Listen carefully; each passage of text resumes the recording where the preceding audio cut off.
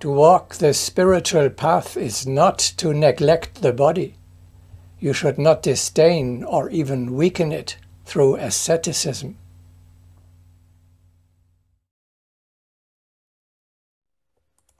Why suffer mortification of the flesh? Why destroy what has been bestowed upon you by the Creator? Seek new paths.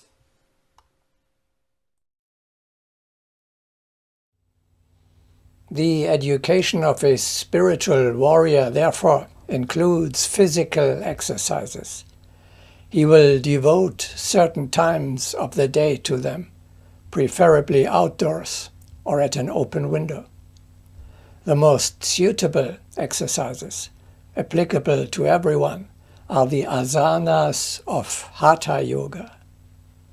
They allow you a smooth, slowly progressive improvement of the essential body functions without any aids.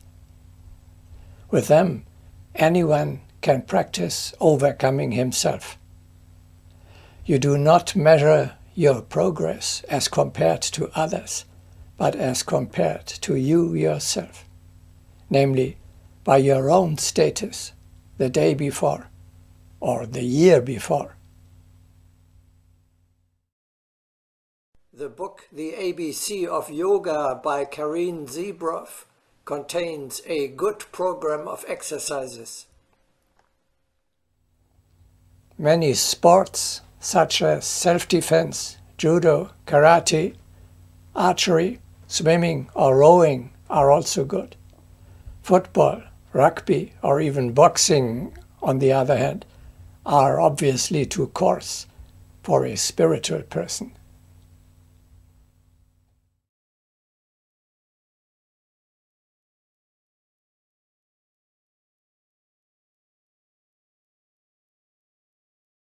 After all, the body is perishable. Is not every improvement I get it used to lost with death? No.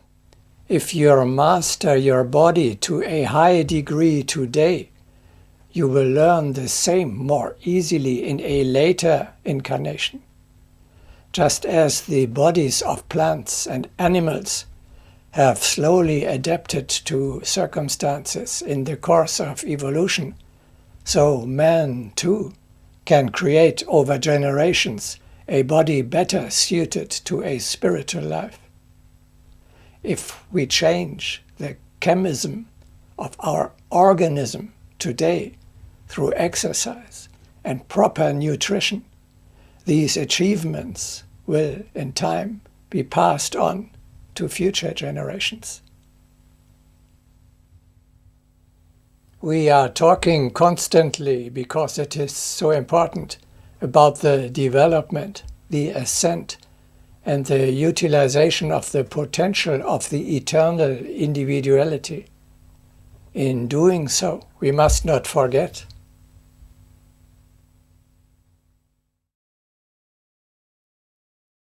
there is also an evolution of the body.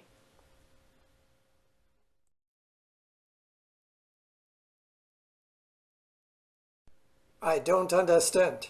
What do you mean? A soul incarnated in a stone is still small and brings forth a comparatively primitive, materially very dense form. The bodies of plants, animals, and human beings are already more elevated structures.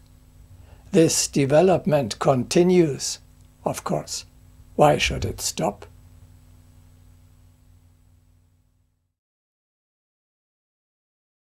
We understand perfectionment as the improvement of a real apparatus.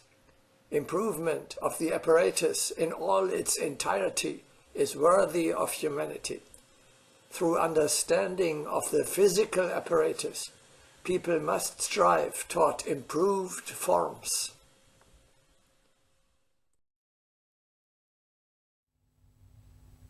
We had already said, we have just passed the low point of the cycle.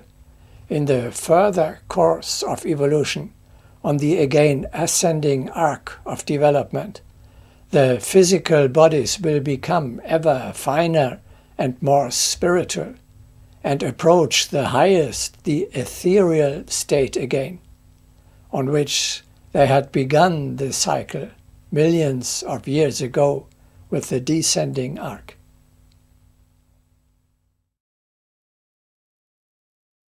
When the world will come to realize the value of the life of the heart, then will the flesh be transformed and draw near to the laws of the subtle world.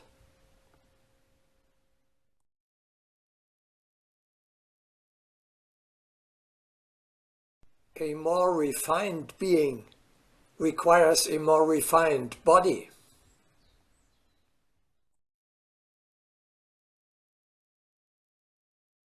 In the coming sixth race, the tissues of the physical body will become more refined and rarefied and will approach the essence of the densified astral body. It is interesting to note that this process of rarefaction or dematerialization of the physical body is also pointed out in the most ancient Chinese medicine.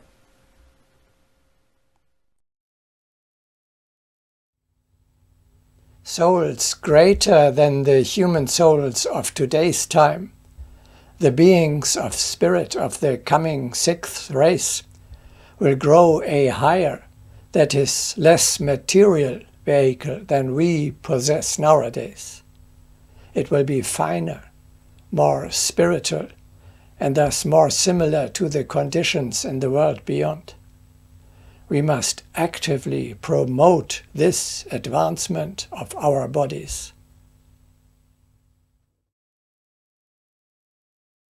The energy will then be guided and controlled by the higher or spiritual will of man, for the perfecting of a body as much superior to the bodies of the present races of mankind as the latter are superior to those of the animal creation.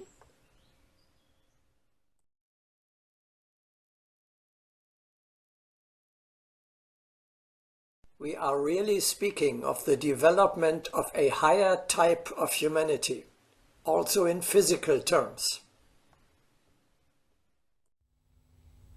Not only the fiery, but also the physical body of the new man, of Homo immortalis, is fundamentally different from that of the present Homo sapiens, just as the body of man is more developed than that of the monkeys.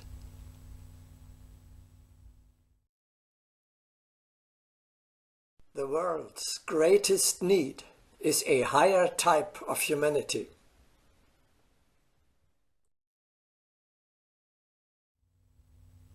The outer is the reflection of the inner. If you transform your inner being, your physical shell will also transform accordingly. In one's future striving, special attention will have to be paid to coordinating the development of the spirit with the constitution of the body. It is difficult for the body to keep up with the spirit. The development of the spirit is reflected in the body.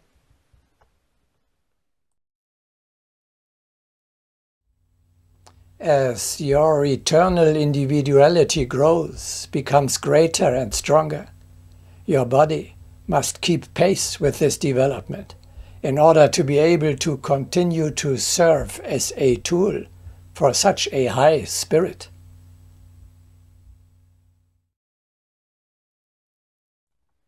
The physical body must be raised by the power of evolution to the rank of the spiritual entity which inhabits that body.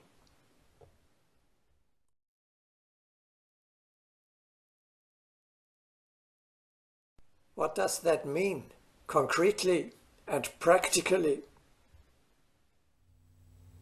You have to transmute your physical apparatus more and more, so that from the old Adam will eventually emerge a more suitable vehicle better meeting the requirements of your soul.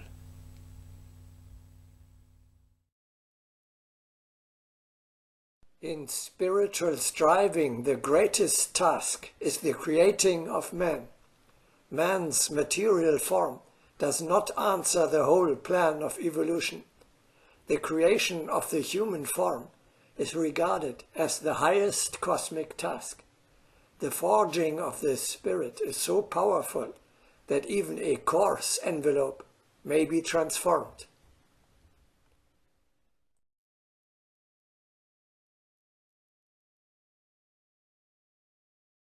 One should understand the transmutation of the physical body also as a form of heroism. People must become accustomed to the fact that the perfecting of conditions of existence must be accelerated.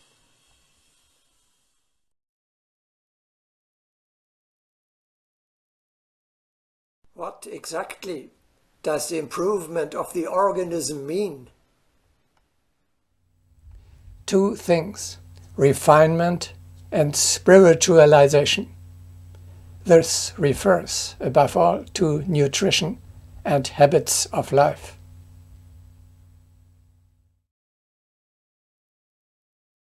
It is our duty to refine our organism in order that it be a worthy receptacle.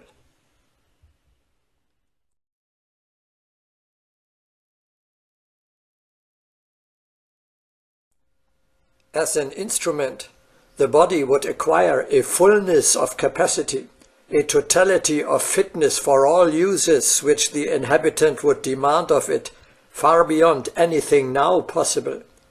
Even it could become a revealing vessel of a supreme beauty and bliss, casting the beauty of the light of the Spirit suffusing and radiating from it as a lamp reflects and diffuses the luminosity of its indwelling flame. This would be the total perfection of the spiritualized body.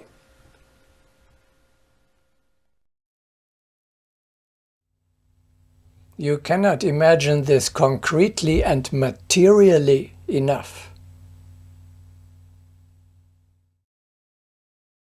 We actually have to change the physical composition, the chemistry of our bodies. Fine, light food, like rice, fruits and vegetables, as well as exquisite habits, make also your body finer. Coarse food, like meat or beer, and brutish habits make it more material and dense.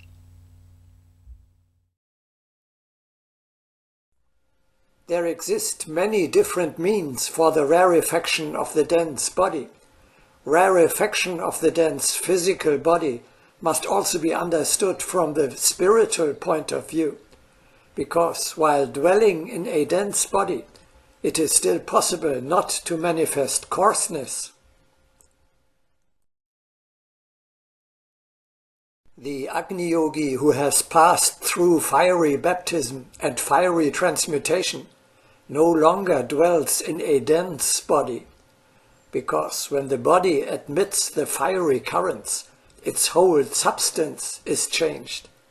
This rarefaction is the basis of this experience of a fiery transmutation of the centers.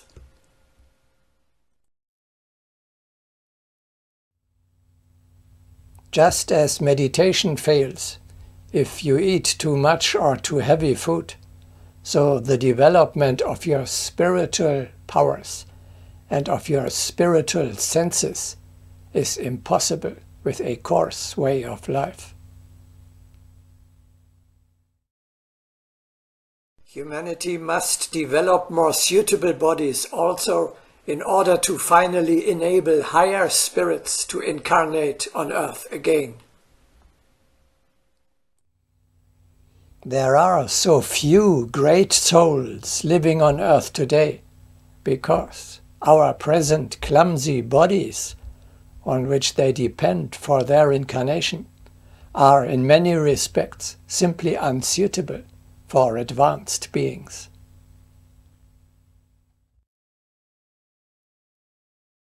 The body of man is molded by the collective efforts of humanity, and since humanity has remained on a low level, it is understandable that high spirits find it difficult to express themselves in the unsuitable bodies. Therefore, it is important to raise the general level of humanity in order to give a possibility to high spirits to express themselves in full measure.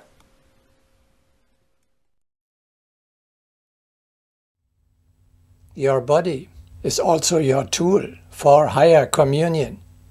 Only a purified, fine, high-vibrating organism is capable and worthy of establishing contact with the supermundane world and of receiving higher vibrations or energies from there, such as, for example, inspiration. In the near future, through their consciousness, people will cultivate their bodies in the receptivity of higher energies.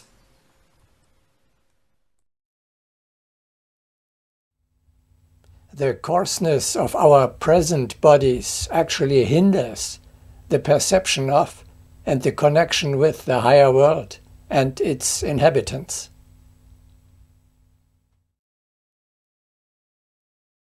Our gross body and the insufficient refinement of our senses are the only obstacles that prevent us from realizing the presence of the teacher.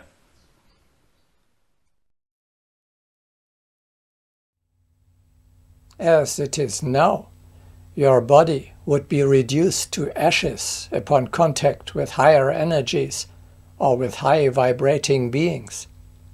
That is why Jesus, when in the subtle body after his resurrection, had to warn Mary Magdalene,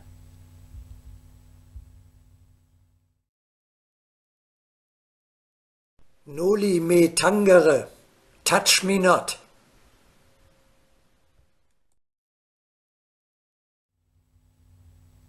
If you raise your vibration and establish and permanently maintain the fiery state, in time your body as well will transform to such an extent that it can withstand and absorb higher energies. The power of mastery presupposes the ability of the individual to stand these higher or finer vibrations and keep at the same time a physical body in manifestation.